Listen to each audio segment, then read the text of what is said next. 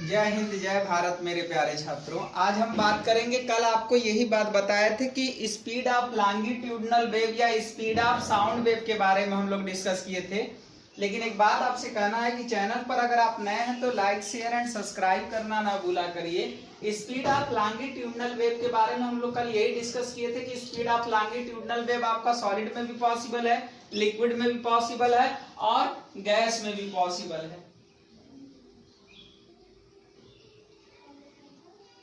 Speed of sound wave किसमें possible है? Solid में भी पॉसिबल है, लिक्विड में भी पॉसिबल है और गैस में भी पॉसिबल है। और v इक्वल टू हमने बताया था E/d था, वेयर E क्या था? आपका मॉडुलस ऑफ इलास्टिसिटी था और d is the density of medium.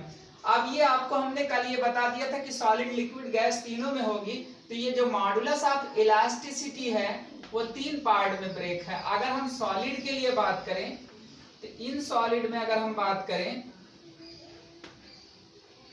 इसमें बात करें, सॉलिड में बात करें तो v इक्वल टू जो हो जाएगा वो y अपॉन d हो जाएगा। तो y आपका क्या है? Where y is young modulus, young modulus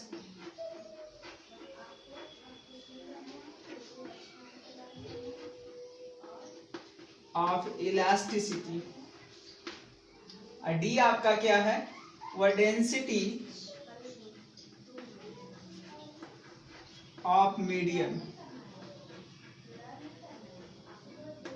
density of क्या है? मीडियम है। इसी तरह अगर हम आपसे पूछें कि इन लिक्विड एंड गैस क्या होगा, स्पीड ऑफ लॉन्गिट्यूडनल वेव या speed of sound wave, in liquid बात करें एंड गैस भी बात कर लें, तो v इक्वल टू जो हो जाएगा, E को रिप्लेस करके वहां b रख देंगे, अब b अपॉन d हो जाएगा। वेयर b है क्या आपका? b आपका बल्क मॉडुलस है, बल्क मॉडुलस ऑफ इलास्टिसिटी।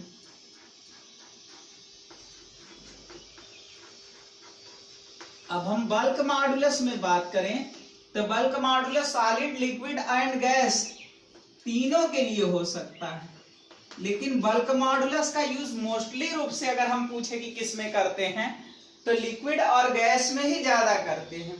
तो ये याद रखिएगा कि अगर हम सॉलिड में लॉन्गिट्यूडनल वेव की बात करें या सॉलिड में साउंड वेव की बात करें, स्पीड ऑफ साउंड वेव की बात करें, तो केवल और केवल यंग मॉडुलस ही रखेंगे और कोई नहीं रह सकते, क्योंकि young modulus is only allowed for solid body. तो यंग मॉडुलस जो है वो केवल सॉलिड बॉडी के लिए होती है, जबकि बल्क मॉडुलस जो होता है वो सॉलिड बॉडी के लिए भी हो सकती है, लिक्विड के लिए भी हो सकती है और गैस के लिए भी हो सकती है। लेकिन मोस्टली रूप से पूछा जाए कि आप जो है बल्क मॉडुलस का यूज किसके लिए करेंगे, तो मोस्टली रूप से सबसे ज्यादा जो यूज होता है बल्क मॉडुलस वो लिक्विड और गैस के लिए होता है।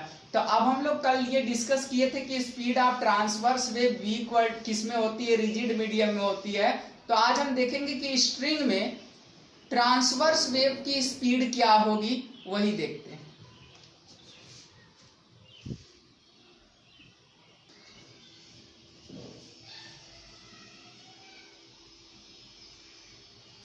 Speed of transverse wave in string बात करें तो स्ट्रिंग में जो ट्रांसवर्स वेव की जो स्पीड होती है वो दो फैक्टर पर डिपेंड करती है। स्ट्रिंग में अगर ट्रांसवर्स वेव पूछा जाए तो पहला जो फैक्टर उसको इफेक्ट करता है वह टेंशन इन द स्ट्रिंग होता है।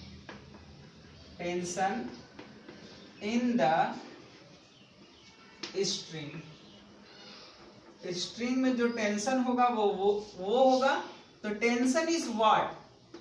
Tension is nothing, it is just like a pulling force. Tension in the string अगर हम बात करें तो वो क्या है? एक तरह का वो पुलिंग फोर्स होता है। दूसरी बात किस पर डिपेंड करती है? मास पर यूनिट लेंथ पे डिपेंड करती है। इसमें हम लोग स्मॉल m से इंडिकेट करते हैं, जो कि एक्चुअल में m/l होता है। ये दो फैक्टर पे डिपेंड करती है। तो इसका जो फार्मूला आता है v = √T/m होता है। तो स्मॉल m नहीं है, स्मॉल m मास पर यूनिट लेंथ है। अगर आप इसको ब्रेक करेंगे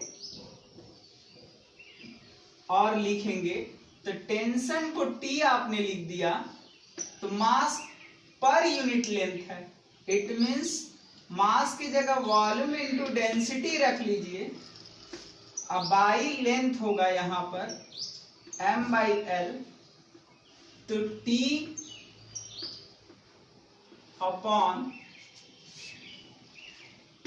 वॉल्यूम को एरिया इंटू लेंथ लिख सकते हैं, A इंटू रो आ जाएगा, क्योंकि लेंथ से लेंथ हमारा कैंसिल हो जाएगा। तो speed of transverse wave in the string वो कैपिटल T/m तो हो ही सकता है, साथ में T/a रो भी हो सकता है। A उसका एरिया ऑफ क्रॉस सेक्शन है और D क्या है, डेंसिटी है उसकी। अब आप इसको लिखना चाहेंगे तो P बाई या स्ट्रेस भी यहां वर्ड यूज कर सकते हैं।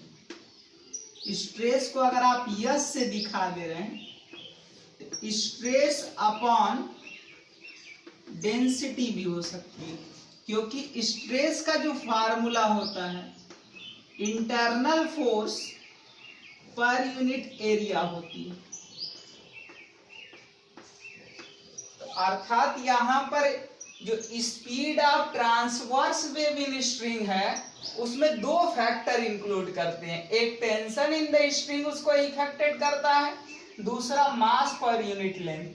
तो V = √T/m भी हो सकता है और V = T/a रो भी हो सकता है, या V स्ट्रेस अपॉन डेंसिटी भी हो सकती है, क्योंकि tension is nothing, it is just like a force. तो टेंशन होता क्या है, अगर कभी पूछा जाए स्ट्रिंग में, तो ये दिमाग में बैठा के रखिएगा कि टेंशन जो स्ट्रिंग में होता है वो एक तरह का पुलिंग फोर्स होता है।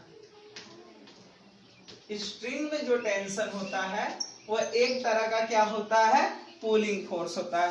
तो अगर हम इसको पूरा जो है फाइनल लिखे कि क्या फार्मूला में बनेगा, तो अब हमारे पास नया डेटा अगर हम साफ साफ लिखे कि क्या बन रहा है, तो स्पीड ऑफ ट्रांसवर्स वेव जो है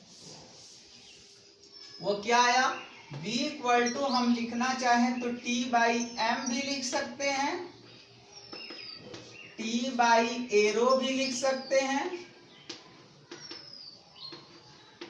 और तीसरा क्या लिख सकते हैं, स्ट्रेस अपॉन डेंसिटी भी लिख सकते हैं,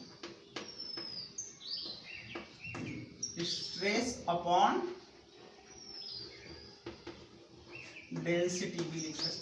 तो इस तरीके से speed of transverse wave in string में कौन कौन सा फैक्टर इफेक्टेड कर रहा है, टेंशन कर रहा है, एरिया कर रहा है, डेंसिटी कर रहा है। तो अगर हम टेंशन बढ़ा दें तो स्पीड ऑफ ट्रांसवर्स वेव भी क्या हो जाएगी, बढ़ जाएगी, और जिस वायर का एरिया ऑफ क्रॉस सेक्शन जितना ज्यादा होगा स्पीड ऑफ ट्रांसवर्स वेव उसमें उतना कम होगी, या जिस वायर की डेंसिटी जितना ज्यादा होगी स्पीड ऑफ ट्रांसवर्स वेव उतना ही क्या होगा, कम होगा। तो यहाँ पर अगर हम फाइनल डेटा देखें तो टेंशन के डायरेक्टली प्रोपोर्शनल है, एरिया के इनवर्सली प्रोपोर्शनल है, और डेंसिटी के भी इनवर्सली प्रोपोर्शनल है। तो मतलब अगर हम इसको एक्सप्लेन करना चाहें तो पहला फैक्टर अगर हम टेंशन को इंक्रीज कर दें then speed of transverse wave in string क्या हो जाएगा, इंक्रीज कर जाएगा।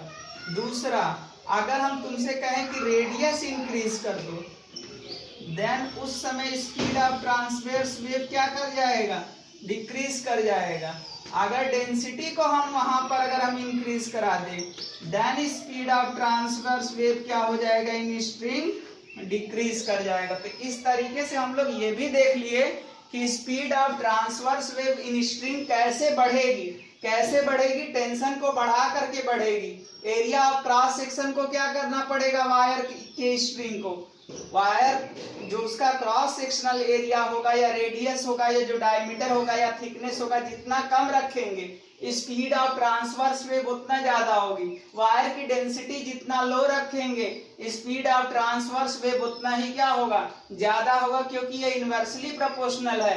तो डायरेक्टली में एक इंक्रीज करता है तो दूसरा भी इंक्रीज करता है, बट इनवर्सली प्रोपोर्शनल में एक इंक्रीज करता है तो दूसरा क्या करता है, डिक्रीज करता है।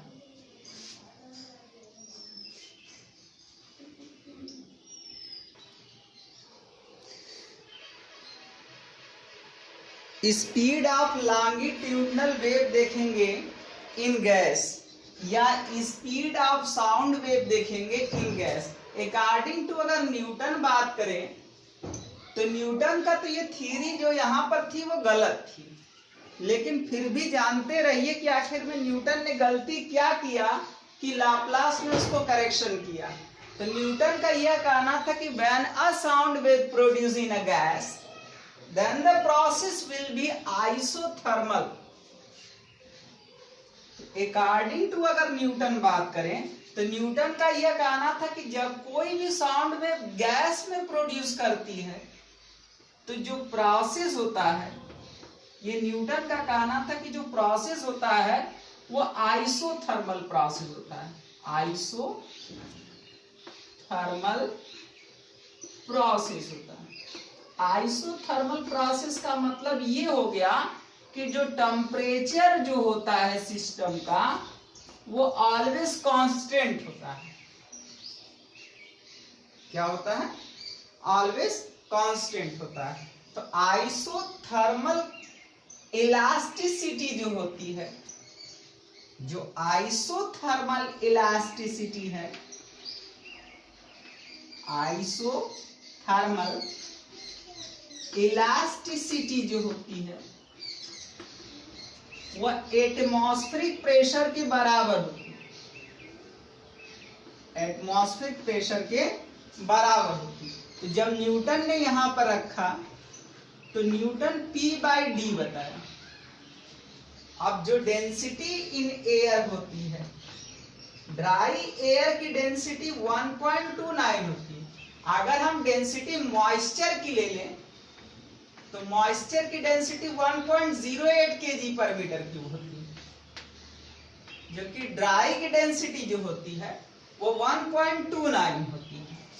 एटमॉस्फेरिक प्रेशर का डेटा आप लोग पहले से जान रहे हैं, 1.01 × 10⁵ पास्कल, और डेंसिटी ऑफ एयर 1.29। जब न्यूटन ने इसको सॉल्व किया तो speed of sound wave 280 metre per second पाया। अब कहा कि यही होता है, जो कि गलत है। Speed of sound wave in air at least 332 metre per second होती है, 331 के आसपास होती है, 332 मीटर पर सेकेंड हम लोग ले लेते हैं। तो याद रखिएगा कि 0 डिग्री सेल्सियस पे जो स्पीड ऑफ साउंड वेव होती है वो 332 मीटर पर सेकेंड होती है। तो अर्थात न्यूटन लगभग 52 मीटर पर सेकेंड का एरर निकाला था। तो जिसको लाप्लास आकर के क्या किया, करेक्शन किया। तो ये डेटा गलत था, लेकिन कई साल तक लोग इसको गलता पढ़े। लाप्लास आकर के बोला कि यहाँ पर जो प्रोसेस न्यूटन तुम आइसोथर्मल रख रहे हो वो आइसोथर्मल ना हो करके वो एक एडियाबेटिक प्रोसेस होती है। तो यहाँ पर न्यूटन गलत हो गया, जो 280 मीटर पर सेकेंड निकाला था वो सही नहीं था। तो लाप्लास करेक्शन देखेंगे और सही डेटा देखेंगे कि आखिर में स्पीड ऑफ साउंड वेव कितना होता है, और क्या ऐसा कर दिया कि वहां पर जो लाप्लास का थ्योरी था वो राइट था और न्यूटन की थ्योरी वहां पर क्या हो गई, रॉन्ग हो गई।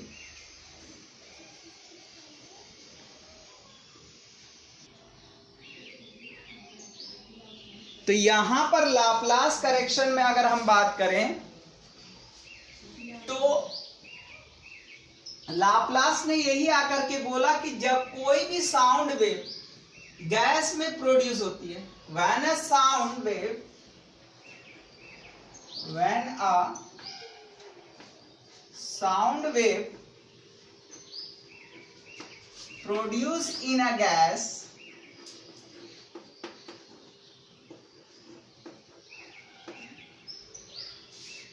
then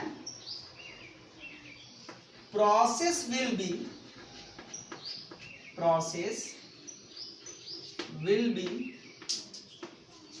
adiabatic.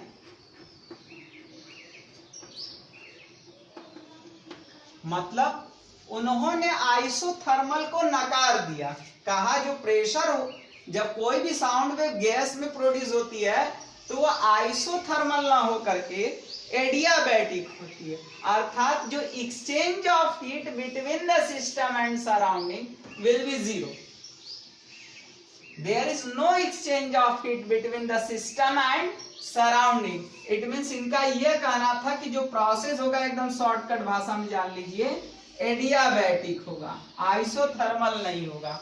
तो जो एडियाबैटिक इलास्टिसिटी होती है, एडियाबैटिक इलास्टिसिटी जो होती है वो गामा टाइम्स होती है 1 ATM का, 1 एटमॉस्फेरिक प्रेशर का वो गामा टाइम्स होती है। तो यहां पर V equal to E theta, जहां ET था वहां E थीटा अब बाई डी हो गया, तो ये गामा टाइम्स ऑफ P हो जाएगा। अब जितने भी गैस है वो जनरली जो हमारी एयर में हमारा ऑक्सीजन है, तो डायटोमिक मॉलिक्यूल के लिए जो गामा का मान होता है वो 7/5, वो 1.4 होता है। डायटोमिक मॉलिक्यूल के लिए बात करें तो गामा की वैल्यू, तो अगर हम वो डेटा रख देते हैं 1.4 और जो हमारा 1 एटमॉस्फेरिक प्रेशर 1.01 इंटू 10⁵ और डेंसिटी ऑफ एयर 1.29 मॉइस्चर की होती है, तो approximate speed of sound wave in a gas इस 332 मीटर पर सेकेंड होती है। तो लाप्लास जो बोला वो एकदम सही था और न्यूटन यहाँ पर क्या था, गलत था। तो न्यूटन से गलती कहाँ हो गई, न्यूटन ने कहा प्रोसेस आइसोथर्मल होता है, जबकि एक्चुअल में जो स्पीड जो हमारी साउंड वेव की जब गैस में प्रोड्यूस करती है तो उसका जो प्रोसेस होता है वह एडियाबैटिक होता है, न कि आइसोथर्मल। तो यहाँ पर याद रखिएगा कि speed of sound wave 280 metre per second ना होकर के 332 मीटर पर सेकेंड होता है एट द 0 डिग्री सेल्सियस। अब हम यही देखेंगे कि speed of sound wave in a gas देख लिए और उसका फार्मूला देख लिए। अब ये देखेंगे कि कौन कौन सा फैक्टर है जो इसको इफेक्टेड करता है।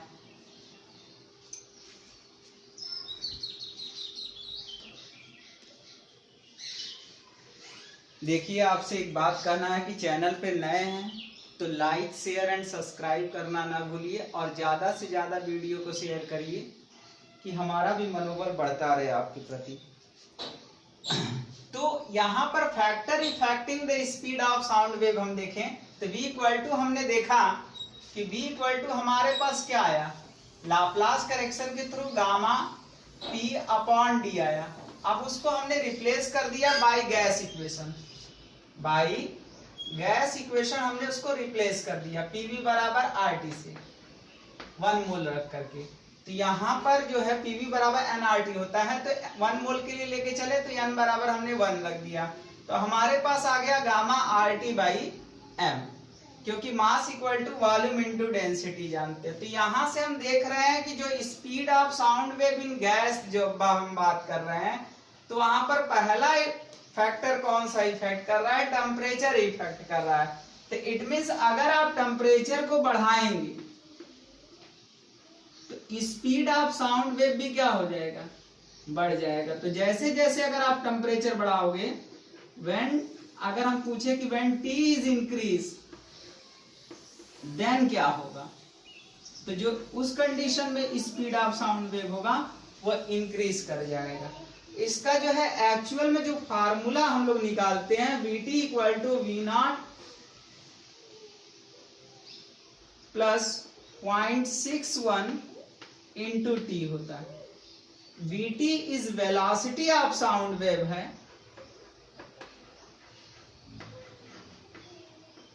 Velocity of sound at t degree Celsius, और हमारा जो है V0 जो है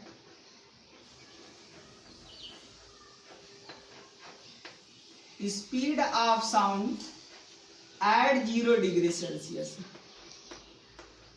तो अगर हम टेम्परेचर को 1 डिग्री सेल्सियस इंक्रीज कर दें, टेम्परेचर को कितना डिग्री सेल्सियस इंक्रीज कर दें, 1 डिग्री सेल्सियस इंक्रीज कर दें, तो स्पीड ऑफ साउंड वेव कितना इंक्रीज कर जाएगा। अगर हम टेम्परेचर को 1 डिग्री सेल्सियस इंक्रीज करेंगे तो speed of sound wave 0.061 metre per second की स्पीड क्या हो जाएगी, बढ़ जाएगी। तो इस फार्मूले को देख करके हमको पता चल रहा है कि जैसे जैसे हम टेम्परेचर बढ़ाते जाएंगे वैसे वैसे स्पीड ऑफ साउंड वेव भी क्या होती जाएगी, बढ़ती जाएगी। अगर टेम्परेचर को 1 डिग्री सेल्सियस बढ़ाएंगे तो 332 मीटर पर सेकंड तो उसकी स्पीड थी, 1 डिग्री सेल्सियस बढ़ाने पर 0.61 मीटर पर सेकंड उसमें क्या हो जाएगा, इंक्रीमेंट हो जाएगा। इट मीन्स जैसे जैसे टेम्परेचर को हम बढ़ाएंगे वैसे वैसे स्पीड ऑफ साउंड वेव भी क्या होता जाएगा, बढ़ता जाएगा। तो वीडियो को इसी पर विराम देते हैं और एक बार फिर से कहेंगे कि चैनल को ज़्यादा से ज़्यादा लाइक कीजिए, शेयर कीजिए और सब्सक्राइब कीजिए। जय हिंद, जय भारत।